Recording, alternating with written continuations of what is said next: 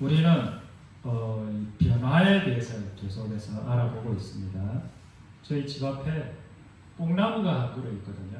그 뽕의 어디가 되게 굵어요. 그래서 봄에 따가지고 조금 지나가면 한 달 정도 이렇게 먹어서 너무 맛있어요. 달아요.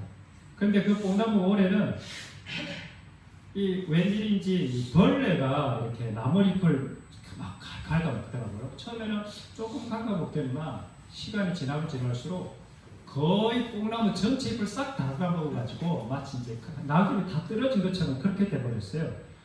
그런데 그래서 이 올해는 이제 뽕나무가 이렇게 미리 낙엽 진 것처럼 해서 이렇게 이제 다 지나가나 보다. 혹시 제가 내년에 살아날 수 있을까? 뭐 이렇게 생각하고 있었는데 오늘 딱 보니까 갑자기 끝에서 새로운 순이 막 돋아나기 시작하는 거예요.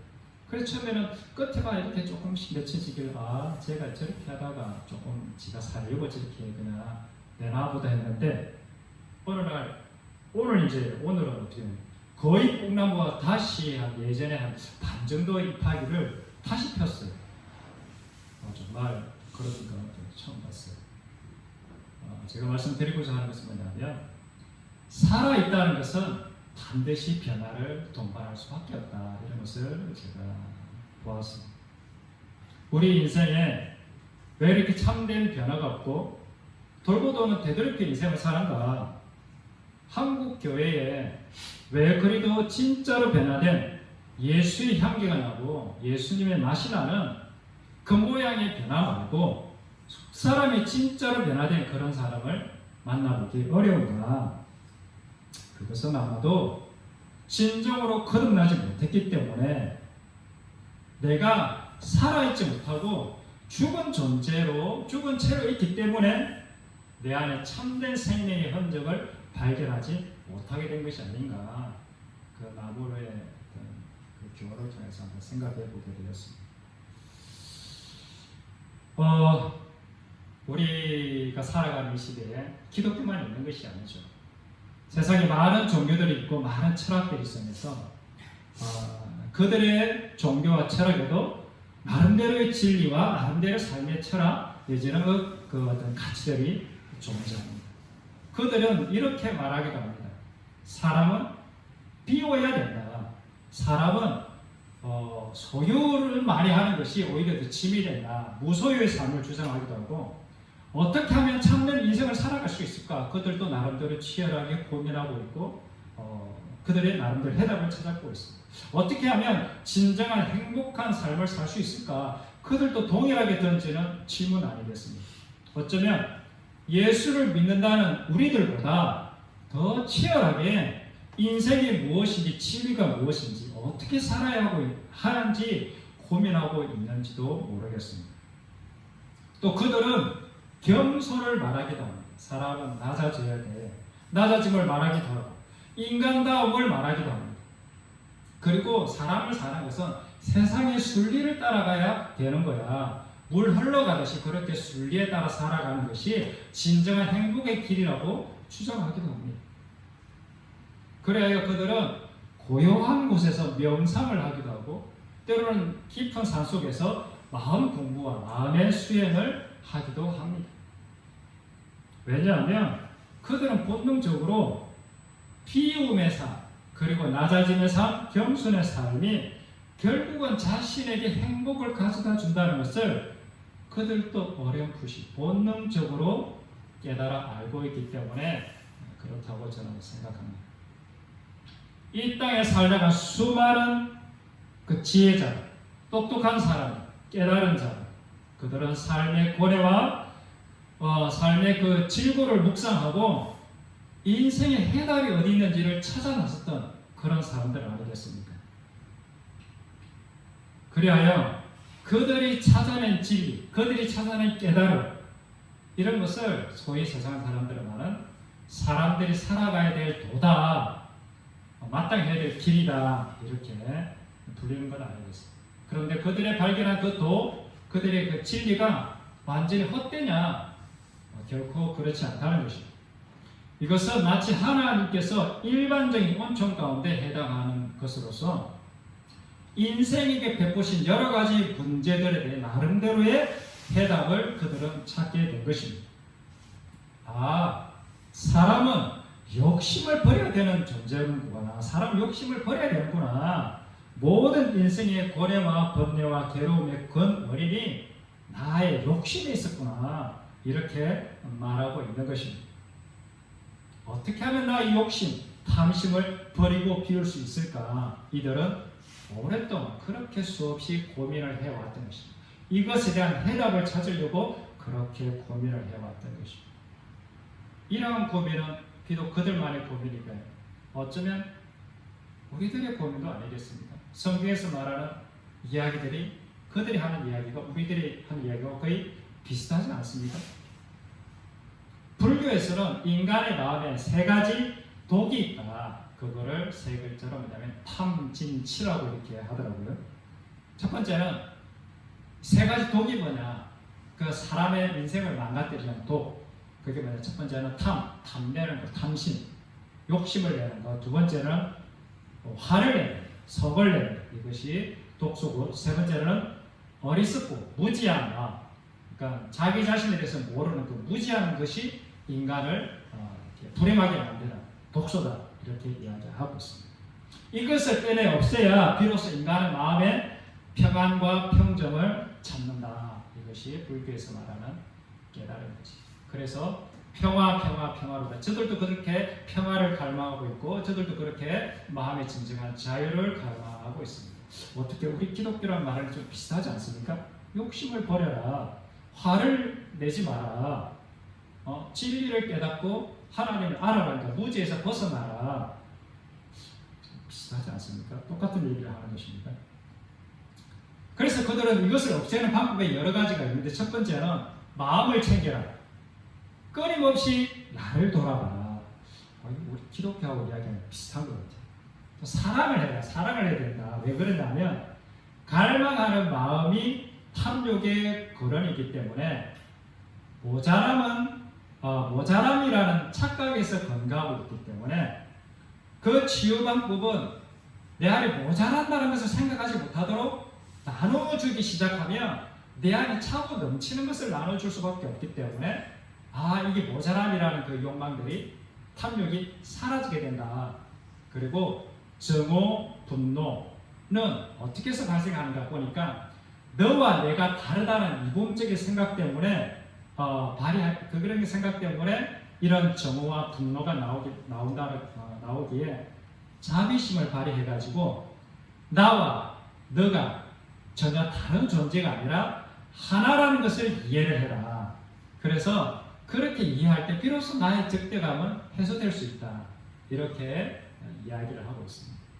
또 그리고 이들은 이렇게 수행합니다. 그 사랑을 위해서 호흡하면서 숨을 들어 마실 때는 타인의 아픔을 내 것으로 싹 들어 마셔라. 그리고 숨을 내뱉을 때는 너의 치유의 에너지를 그렇게 발산하는 마음으로 호흡을 내뱉어라. 이렇게 수행을 한다고 합니다.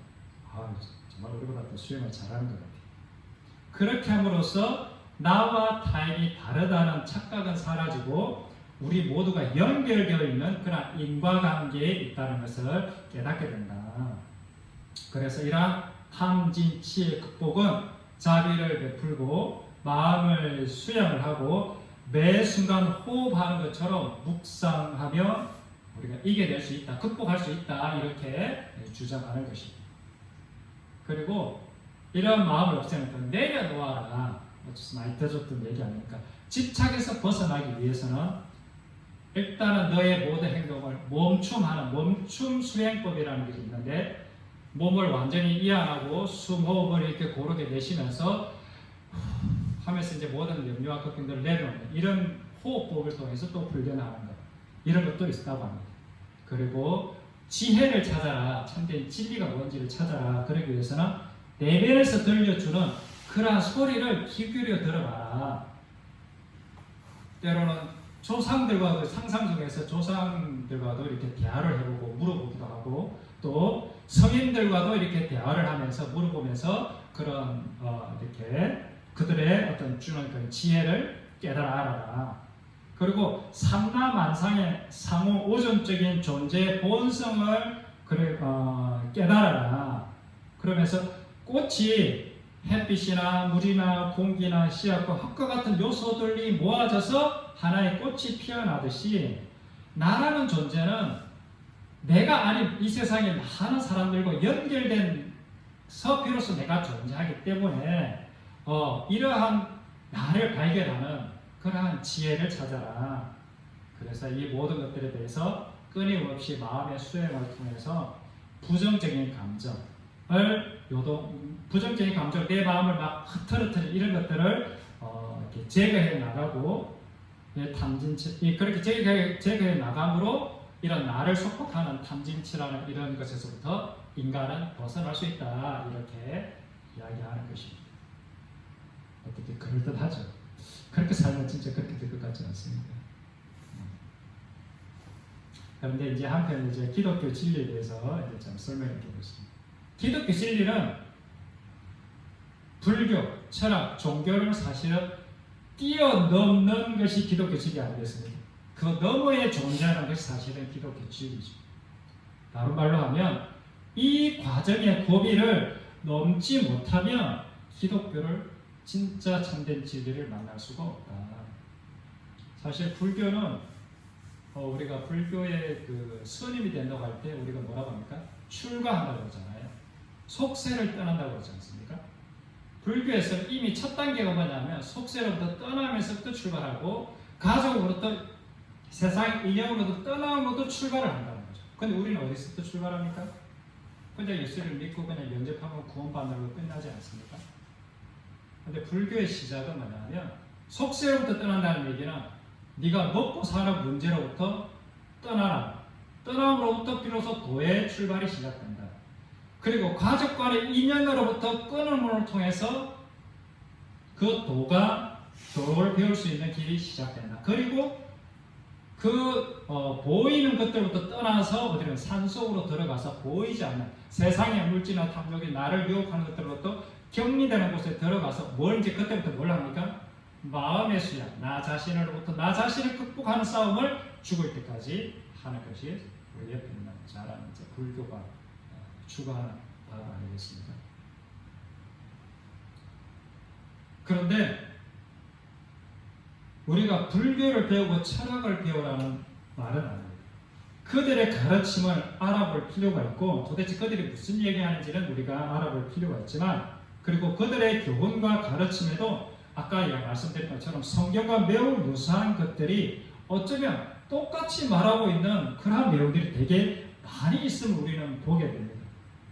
나중에 알게 되겠지만 근본적인 질적인 차이에 의해서 이러한 불교나 철학적인 지식들은 결국은 반쪽짜리, 완전하지 못한 결함이 있는 그러한 사이비 진리가 되는 것을 우리가 보게 되는 것입니다. 기독교 진리는 사실은 예수님께서 말씀하셨어요. 사실은 기독교 진리는 어디서부터 출발하느냐? 첫 번째, 속세로부터 떠나면서 출발하고 두 번째, 가족으로부터 떠나면서 출발하고 세 번째, 자신으로부터 떠나면서 그때 이후로부터 출발하는 게 사실은 기독교인데 그러니까 불교에서 말하는 그 떠남의 그 너머에 그러니까 본질적인 그 자기로부터 떠남이라는 그 떠남 너머에 존재하는 것이 사실은 기독교인데 우리는 오늘 기독교가 그것을 하나님께서 그것을 요구하고 있다는 사실을 우리는 많이 놓치지 않았나 저는 그렇게 생각합니다. 그래서 기독교의 진리는 내려놓음의 길을 걸어가보지 않은 사람 적어도 물질로부터 벗어나야 된다는 이런 욕망 이런 것이 물질로부터 벗어나고 싶다. 또 가족이라는 어떤 세상, 가족뿐만 아니라 세상의 어떤 그런 그 인간관계, 애착관계로부터 내가 진짜 자유롭고 싶다. 그리고 내 자신으로부터 벗어나고 싶다. 이러한 그 내려놓음, 벗어나고 싶은 욕망의 길을 걸어가보지 않은 사람은 이 하나님, 이 너머에 있는 기독교 진리를 만나기가 거의 불가능하다. 저는 그렇게 보는 것입니다. 내 안에 일어나는 이 탐진치, 탐욕과 화와 어리석고 무지한 나의 존재를 발견해 보지 않은 자에게 이 하나님의 진리의 빛이 그 속에 찾아 들어가기가 거의 불가능하다. 얼마큼 불가능하냐? 낙타가 바늘기로 들어가는 만큼 어렵다. 저는 그렇게 보는 것이죠. 세상의 철학과 도덕적 종교의 주장들도 하나님의 일반 은총과 같은 삶의 지혜가 있고 삶의 원리가 분명히 있습니다. 이러한 내용들은 성경에도 동일하게 나와 있는 내용들이 되게 많이 있습니다. 예를 들자면 욕심을 부리지 마라. 성경에는 욕심 잉태하면 죄를 안 한다. 죄가 점점 커지면 사망이 된다. 이런 원리. 먹을 것과 입을 것이 있으면 족하다. 이런 원리들. 그리고 주는 것이 받는 것보다 낫다. 가장 낮은 자가 가장 높은 자다. 이런 비움의 내용들, 낮아짐의 내용들이 성경에도 동일하게 이야기하고 있습니다. 왜냐하면 모든 인간의 본성, 본질이 예수 그리스도를 믿는 자나 믿지 않는 자나 모두가 다 그 본질상 그 특성들이 동일하기 때문에 생겨난 것입니다. 자연 만물 속에 열역학의 법칙이 존재하듯이 중력의 법칙이 존재하듯이 나무를 꽂아서 흙에다 꽂으면 뿌리가 나고 새로운 개체가 될 수 있듯이 의사가 일반적인 지식을 통해서 아픈 환자들의 병을 고쳐낼 수 있듯이 인간의 혼의 영역에 해당하는 인간적인 삶에 있어서도 동일하게 일반적인 법칙들이 존재하는 것입니다. 다만 이 기독교의 성경의 유일한 독특성이 뭐냐? 이러한 만물의 법칙이 만들어진 그 생성의 근원에 대해서 이야기하고 있다는 것이 성경의 독특성입니다. 인간이 어떻게 인간이라는 존재 안에 탐심이 들어오게 될 수밖에 없었는지, 그리고 왜 화가 나는 그 원인을 성경은 우리에게 알려주고 있습니다. 이 땅에 악이라는 것이 왜 존재하게 되었는지, 이 악으로부터 인간이 어떻게 하면 벗어날 수 있는 그 길도 성경은 제시해주고 있는 유일한 책이라는 것이죠.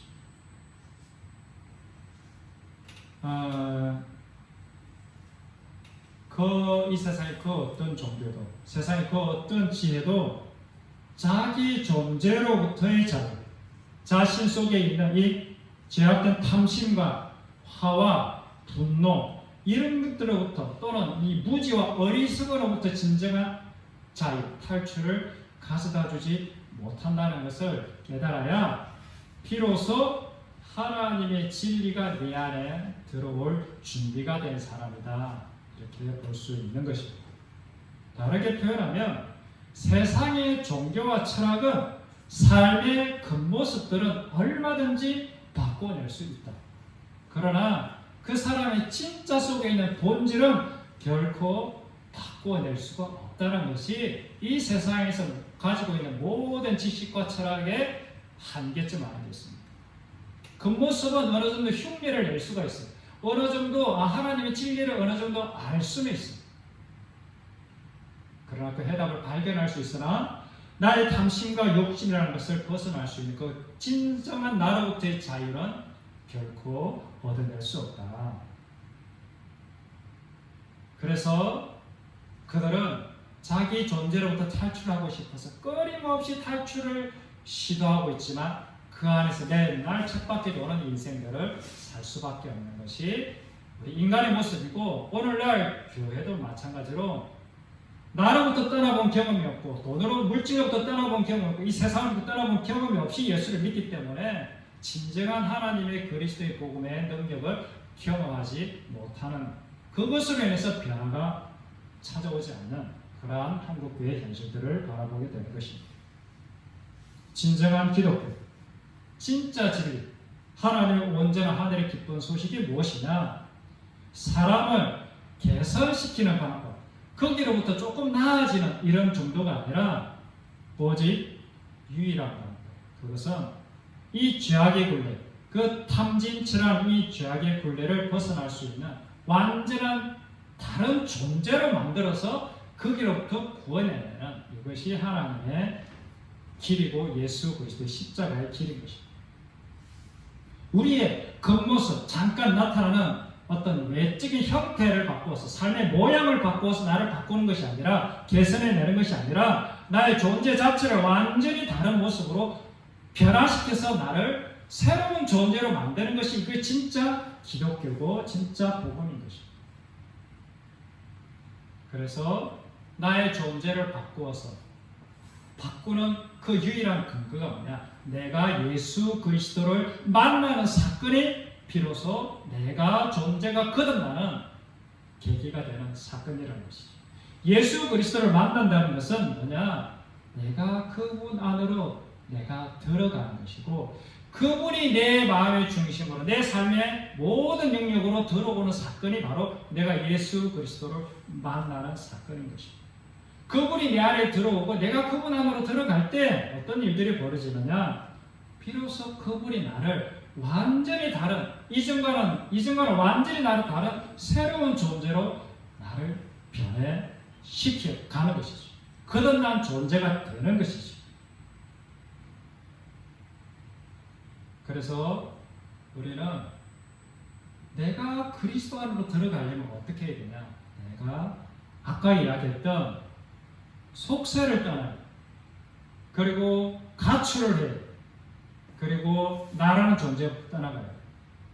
근데 여기서 속세를 떠나는 것과 가출을 하는 것과 나로부터 떠나는 것은 불교에서 말하는 아예 물리적인 어떤 그것을 말하는 것이 아닙니다.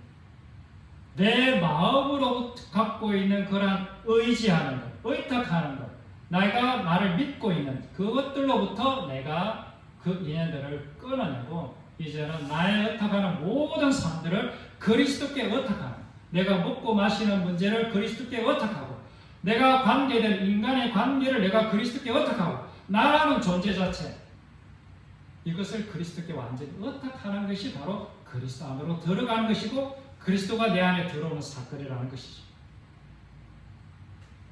이것이 세상의 훈련과 하나님의 훈련의 차이인 것입니다. 내가 그리스도 안에 들어가려면 내가 죽지 않고서는 결코 내가 그리스도 안으로 들어갈 수 없는 것입니다. 그래서 하나님 나라의 훈련은 뭐냐? 내가 죽고 죽어서 그리스도 안으로 들어가서 그리스도만이 내 안에서 온전히 다스려지는 존재가 되는 것, 이것이 하나님의 훈련과 세상의 훈련의 근본적인 차이인 것입니다. 세상의 훈련은 나를 피우면 피울수록 어떤 일이 벌어지냐면 또 다른 것이 내 안에 막 들어오기 시작합니다. 마치 오염된 오염된 물에 살고 있던 물고기가 오염된 물을 마셨어요. 너무 괴로워. 그 속에 있는 이 더러운 것들을 뱉어내야 살 것 같아요. 싹 뱉어내는데 다시 물을 들어 마시는데 또 더러운 것이 들어오는 거죠. 마치 그것처럼 이 세상이 오염되어 있기 때문에 내가 아무리 내 속에 있는 더러운 것들을 뽑아내더라도 또 다시 더러운 것이 내 안에 들어오고 이 더러운 것은 절대로 없어지지가 않는다는 것이죠. 그러나 이 물고기가 살려면 어떻게 되냐? 이 물고기가 그 오염된 물에서 뛰쳐나와가지고 새물로 속에 쏙 들어가면 물고기는 비로소 숨을 쉽게 편하게 그러시면서 자유롭게 살아갈 수 있다는 것이죠. 또 한 가지 방법이 있는데 그건 뭐냐? 새롭고 깨끗한 물을 이 세상 속에 지속적으로 공급하면 점점 물고기의 마시는 그 물의 그 모습은 어떻게 되겠습니까? 물의 그거는 깨끗한 물이 점점 많아지게 되겠습니다. 그러면 물고기가 점점 이제 살아나는 그러한 일들이 벌어지는 것이죠. 그래서 물고기가 더러운 물에 살다가 깨끗한 곳으로 이사가는 것, 이걸 뭐라고 하냐?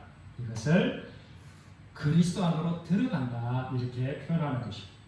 깨끗한 물이 계속해서 내가 사는 주변에 또 내 안으로 계속해서 들어오는 사건이 뭐냐? 이것이 예수 그리스도가 내 안에 들어오는 사건, 예수 그리스도를 영접하는 사건, 성령 세례의 사건이다, 이렇게 우리는 볼 수 있는 것입니다. 세상 훈련은 내가 욕심을 버렸더니, 내가 돈에 대한 욕심을 버렸더니 내 속에 뭐가 있느냐? 인정에 대한 욕심이 있다는 게 보여요. 사람에 대한 욕심이 있다는 게 보여요. 그러니까 사람에 대한 욕심을 끊고 절로 들어갔더니 뭐가 있느냐? 내 속에 있는 그런 탐심과 여러 가지 욕망과 엄난 것들이 내 속에 가득한 게 또 보여요. 그걸 꺼내는데 거의 사라지지가 않아. 언제 사라지느냐? 내가 죽어야 비로소 사라집니다. 그래서 이 나라는 존재가 살아있는 한 내 안에 이 더러운 것들은 결코 사라지지 않죠. 그래서 기독교는, 그리고 하나님의 복음은 뭐라고 말하느냐? 끊임없는 변화를 요구하시고 있는 것이 기독교가 아닙니다. 네가 사랑해라. 하는 이 사랑이라는 요구가 우리로 하여금 그렇게 노력해라. 물론 노력해야 되는데 그 노력하기 이전에 뭘 요구하냐면 네가 죽지 않으면 결코 네 속에 있는 그 욕망이나 이런 것들부터 벗어날 수 있는 길이 없다. 너는 죽었어. 너는 이미 죽은 존재라는 것을 인정해. 그러면 비로소 네가 거듭나게 되고 네가 비로소 네가 하고 있는 모든 것들이 너에게 이러한 훈련들이 비로소 너를 살리는 그러한 훈련들이 될 거야. 이렇게 말하고 있는 것입니다. 우리 로마서 6장 2절에 이런 말씀이 있습니다. 로마서 6장 2절 한번 찾아보도록 하겠습니다.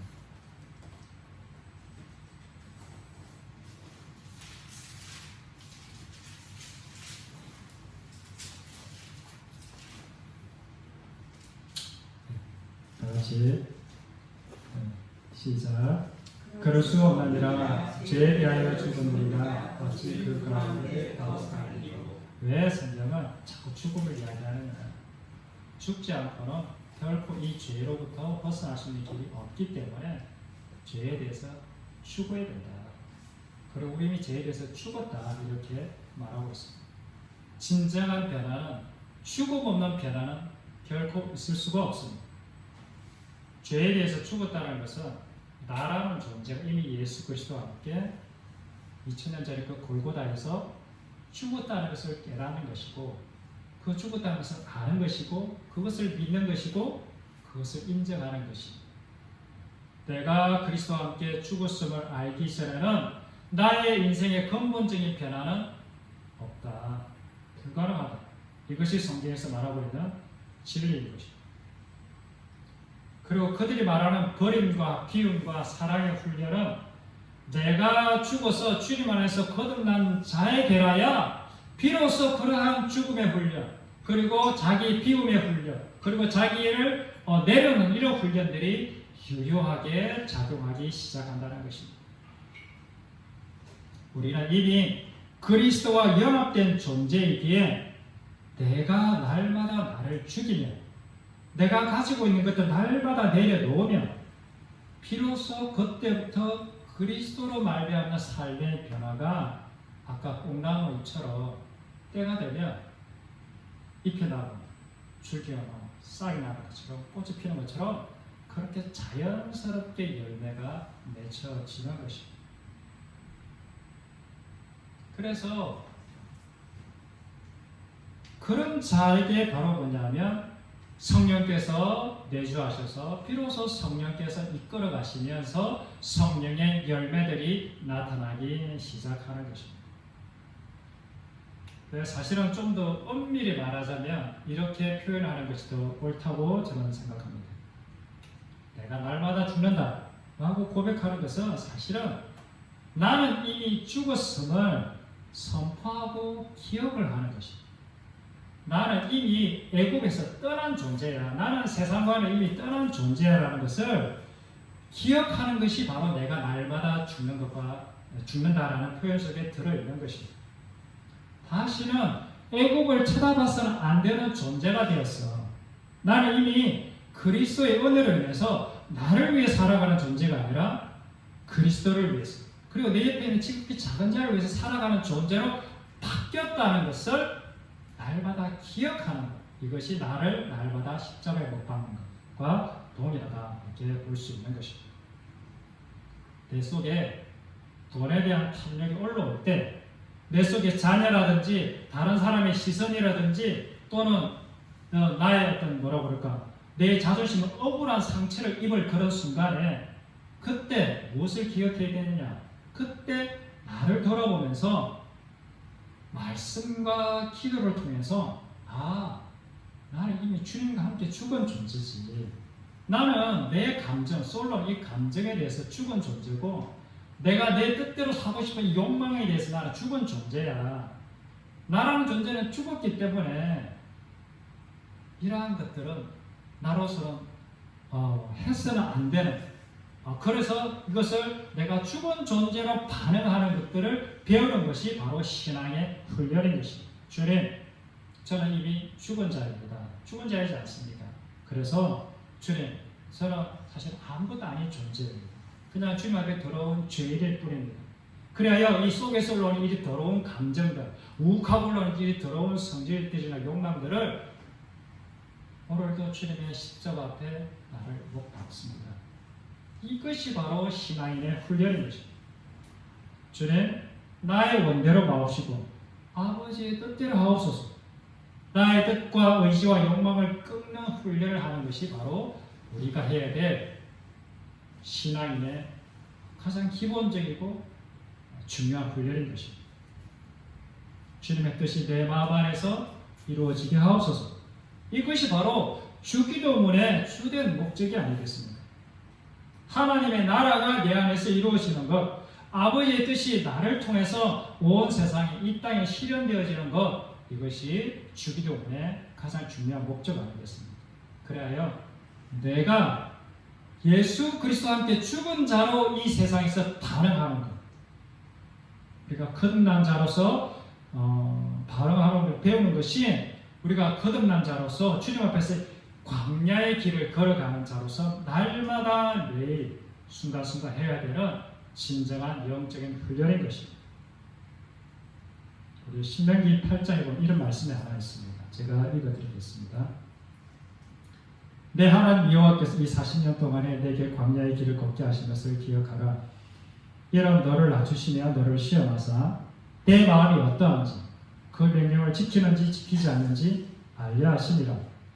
너를 낮추시며 너를 줄이게 하시며 또 너도 알지 못하며 내 조상들도 알지 못하던 만나를 내게 먹이신 것은 사람이 뜻으로만 살린 것이 아니요 여호와 입에서 나오는 모든 말씀으로 사는 줄을 내가 알게 하려 하심이니라. 그래서 우리는 이 광야길, 주님께서 우리를 애굽에서 꺼집어내서 광야길을 걷게 하셨는데 이 광야길을 걷게 하는 게 하나님의 훈련 코스라는 거죠. 어떤 훈련이? 이 광야길의 훈련 코스 이름이 뭐냐면 낮아짐의 훈련이라는 것이죠. 너를 낮추십니다. 그리고 주님을 경외하는 훈련이라는 것이죠.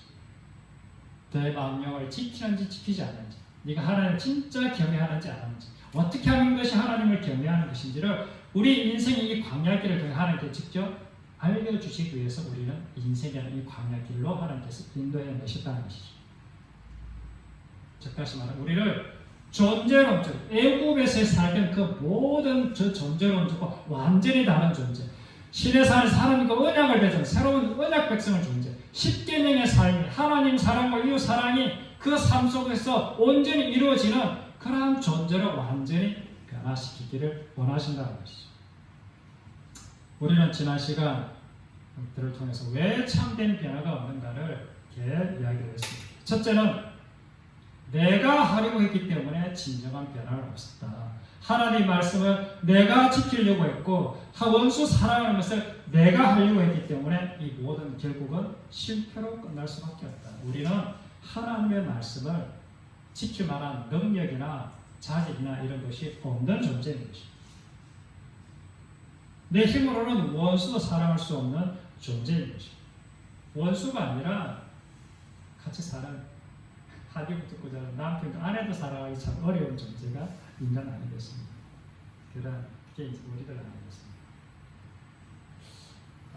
또 우리가 왜 참된 변화가 없는가? 둘째는 우리 지난 시간 알아본 것은 내가 어떠한 존재인지 그 실존을 몰랐기 때문에 내가 이 죄라는 감옥에 갇혀있는 존재라는 것을 사실은 절실하게 깨닫지 못했기 때문에 나의 이기적인 탐욕이 나를 지옥으로 끌고 가는 원흉이라는 것을 내가 절실하게 깨닫지 못했기 때문에 거기로부터 탈출해야 되겠다는 욕망이 없는 거죠.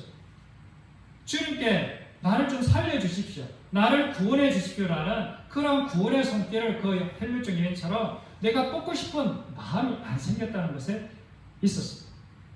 그저 율법의 모양만 갖추면 되는 줄 알고 경건의 모양을 갖는데 애썼지 내 마음속에 있는 이 경건의 능력이 나타나는 속사람의 변화에 대해서는 내가 무지했던 것이죠. 그리고 그 속사람의 변화가 나의 온전한 죽음으로부터 시작된다는 것을 몰랐기 때문에 그렇습니다. 우리는 애굽을 떠나지 않는 한 이 세상의 육신의 정욕과 안목의 정욕과 이생의 자랑이라는 이 세상의 속박에서 벗어나지 않는 한, 또는 나 여기서 벗어나게 나야 되겠다는 그 간절한 갈망과 목마름이 없는 한, 존재론적인 겸손과 낮아짐과 주님께 대한 순종과 경외심은 결코 내 안에서 이루어지지 않을 것입니다. 사람이 떡으로만 살 수 없는 존재라는 것을 깨닫기 전에는 떡 외에 무언가를 추구하지 않을 것이기 때문에 그렇습니다. 사람이 떡으로만 살아가는 존재임을 깨달아 알 수 있는 유일한 방법이 무엇인가? 그것은 애국을 떠나서 광야에 왔을 때만이 비로소 사람이 살아가는 것은 떡으로만 사는 게 아니라 날마다 하늘을 바라보며 하늘에서 내려주시는 만나로 살아가는구나 라는 것을 깨닫게 되는 것입니다. 애국에서는 절대로 하나님을 의지하는 법을 배울 수가 없는 것입니다.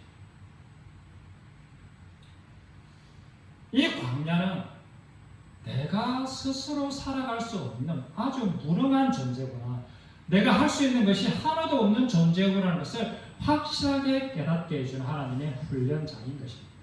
그래서 그 광야에 있을 때만이 비로소 날마다 내려주시는 이 만나가 얼마나, 그리고 그렇게 날마다 입혀주시는 주님의 그 하나님의 그 은혜가 얼마나 큰지 그것을 보게 되는 것입니다.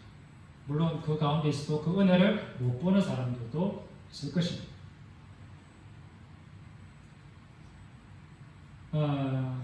우리가 이 광야의 길을 통해서 나라는 존재가 살기 위해서는 하늘밖에 쳐다볼 것이 없구나, 이런 것을 발견하게 되는 것입니다. 구름이 언제 움직이는지, 구름이 움직이면 내가 이제 장막을 거둬야 될 텐가 보다 이사 준비를 하고, 구름이 멈추면 다시 텐트를 치고 여기서 좀 머물러야 되나 보다, 언제까지? 다시 구름이 움직일 때까지 마냥 그 자리에서 기다리는 것이, 이것이 광야의 인생인 것입니다. 만나가 내리면 만나를 먹고, 물론 만나가 안 내린 적은 없지만 혹행여나 만나가 내리지 않으면 그냥 굶고, 이런 것이 우리의 인생이라는 것을 깨닫는 장소가 바로 광야인 것입니다. 그럼에도 불구하고 늘 감사하는 인생이 되는 존재론적인 변화, 이것이 바로 우리에게, 하나님께서 우리에게 주시고자 하는 근본적인 출애굽 사건에 주시는 교훈 아니겠습니까? 그래서 로마서 8장에 이런 말씀이 있습니다. 너희가 육신대로 살면 반드시 죽을 것이로되 영으로서 몸의 행실을 죽이며 살리니 무릇 하나님의 영으로 인도함을 받는 사람은 곧 하나님의 아들이라. 이걸 이렇게 애굽의 그 출애굽 사건과 연관시켜 보면, 너희가 애굽의 방식대로 살면, 바벨론의 가치관대로 살면, 네 욕심과 네 정욕과 네 성질대로 다 쏟아내고 살면 너는 반드시 죽을 거야. 그러나 성령을 따라, 아까 구름이 인도에 가는 것처럼 구름이 움직이며 너도 따라가, 구름이 멈췄으면 너도 거기에 멈춰서서 구름이 움직일 때까지 그 자리를 지키는 이런 삶을 살아요. 그래서 그렇게 성령을 따라 인도를 받는 자라야 된다고 하나님의 아들이 되는 것이, 아들로 증명이 되는 것 아니겠습니까? 그래서 이것이 뭐냐면, 구름이 움직일 때 나도 따라가는 것은 얼마나 본인은 자기 마음대로 하고 싶은 욕망이 많겠습니까? 그걸 다 죽이는 것이, 구름이 움직일 때 내가 움직이고, 구름이 설 때 언제까지? 구름이 다시 움직일 때까지 그 자리에 서는, 이것은 엄청난 자기 부인과 자기 죽음의 과정이 이 속에 들어있는 것 아니겠습니까? 그러한 삶을 살아가는 자가 하나님의 아들이다. 성경은 그렇게 말씀하고 있습니다. 진정한 변화는, 진정한 낮아진 존재, 겸손한 존재로의 변화는, 그리고 주님을 사랑하고 주님을 경외하는 삶으로의 변화는 바로 이 광야에서 삶을 통해서만이 이루어지는 것입니다.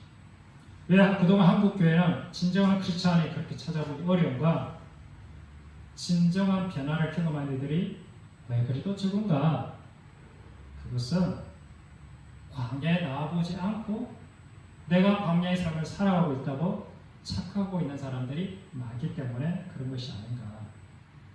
이 존재론적인 죽음, 존재론적인 그 죽음의 홍해를 건넌 경험이 없음에도 불구하고 이미 자기 자신은 가나안 땅에 도착해 있다고, 가나안 땅은 약속받았다고 착각하고 있는 것이 아닌가. 진정한 광야의 삶은 죽음의 바다인 홍해를 건너야 비로소 시작이 되는 것입니다. 내가 그리스도와 함께 십자가에 못 박혀 죽었다는 것을 인정하고 깨달은 후에야 비로소 시작되는 것이 주님과 동행하는 광야의 삶인 것입니다. 그리스도의 죽음은 곧 나의 죽었음이었음을 깨닫고 인정해야 비로소 고난이라는 광야에 들어가는 것입니다. 그래서 예수를 믿는 자에게는 반드시 고난이 필수적으로 따라오게 되는 것입니다. 그래야 자날마다 그 고난 속에 나를 죽이고 주님께서 그 고난 가운데서 끄집어낼 때까지 내가 그 자리를 지키고 기다리는 것, 이것이 우리의 믿음의 싸움이고 인생의 훈련인 것입니다. 이 광야에서 싸움이 바로 자아를 죽이는 싸움이고 나를 부인하는 싸움이고 나의 존재의 죽음을 의미하는 내 삶의 십자가를 짊어지는 싸움이 바로 이 광야에서의 삶인 것입니다. 이 삶이 바로 주님의 제자들이 따랐던 삶이고 주님께서는 우리 모두 이러한 제자의 길로 초청하고 계신 것입니다. 왜냐하면 이 길만이 생명의 길이고 이 길만이 구원의 길이기 때문에 그렇습니다. 결론을 맺도록 하겠습니다. 우리 모두는 각자에게 주어진 인생이라는 광야의 길을 통해 낮아진 존재로서 주님을 전적으로 의지할 수밖에 없는 존재로 살아내서 우리 모두가 다 영광의 그 나라에 들어가서 주님을 찬양하고 함께 교제하는 공동체가 됐으면 좋겠습니다. 기도하겠습니다.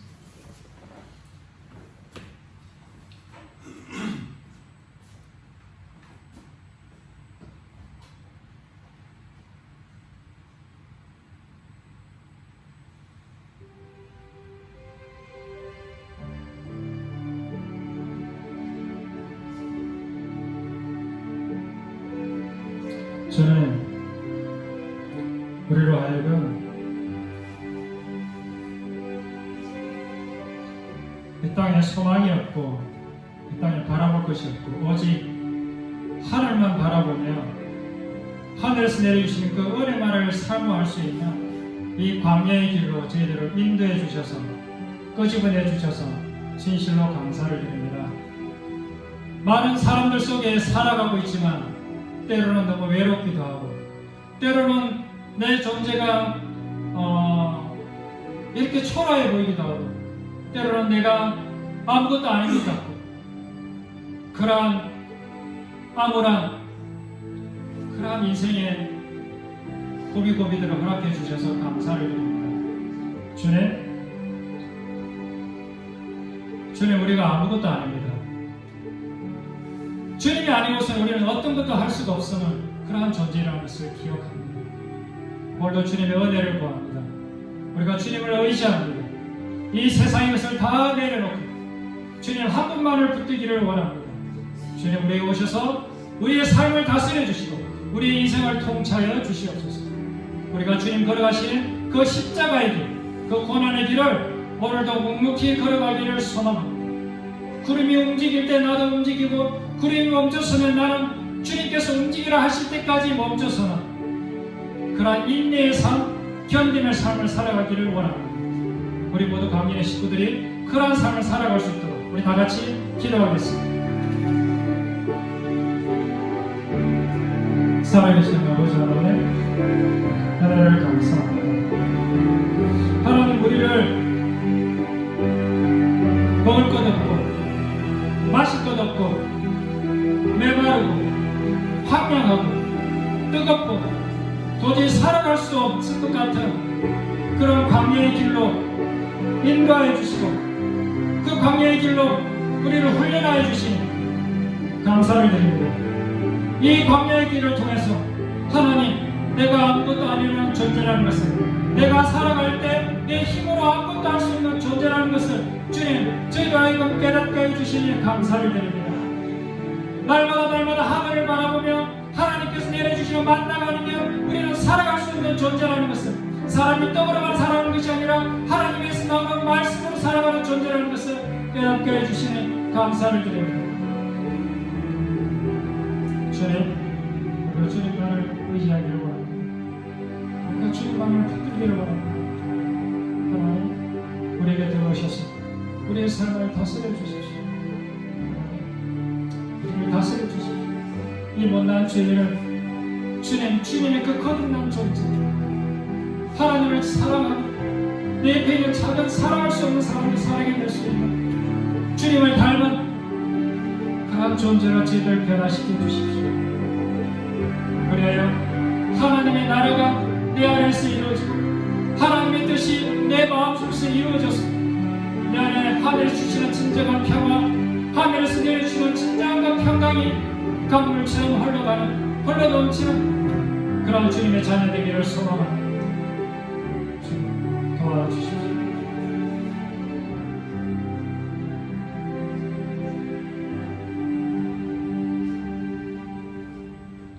살아계신 아버지 하나님, 은혜를 감사합니다. 저희들은 주님 앞에 은혜를 구할 수밖에 없는 참 더러운 죄인이고 못난 인간들입니다. 주님, 그래서 오늘도 주님 앞에 우리의 손을 들고 하나님의 은혜를 구합니다. 하나님의 긍휼하심을 구합니다. 우리를 불쌍히 여겨주시고 우리를 진리의 길로, 그 십자가의 길로, 그 영원한 생명의 길로 저희를 인도하여 주시옵소서. 날마다 나를 부인하는 주님께서 내게 주신 그 삶의 십자가를 기꺼이 짊어지고 아무도 알아주지 않아도 이 땅에서는 아무것도 소유하지 않아도 그 두고 걸어가는 그러한 존재들이 되게 하여 주시옵소서. 감사를 드리며 예수님 이름으로 기도했습니다. 주기도문 하겠습니다. 하늘에 계신 우리 아버지, 아버지 이름을 거룩히 여기시오며 아버지의 나라가 임하시오며 아버지 뜻이 하늘에서 같이 땅에서도 이루어지게 하소서. 오늘 우리에게 일용할 양식을 주시고 우리가 우리에게 죄지은 자를 사하여 준 것 같이 우리 죄를 사하여 주시고 우리를 시험에 들이지 않게 하시고 다만 악에서 구하소서. 나라와 권능과 영광이 영원히 아버지께 있습니다. 아멘. 감사합니다.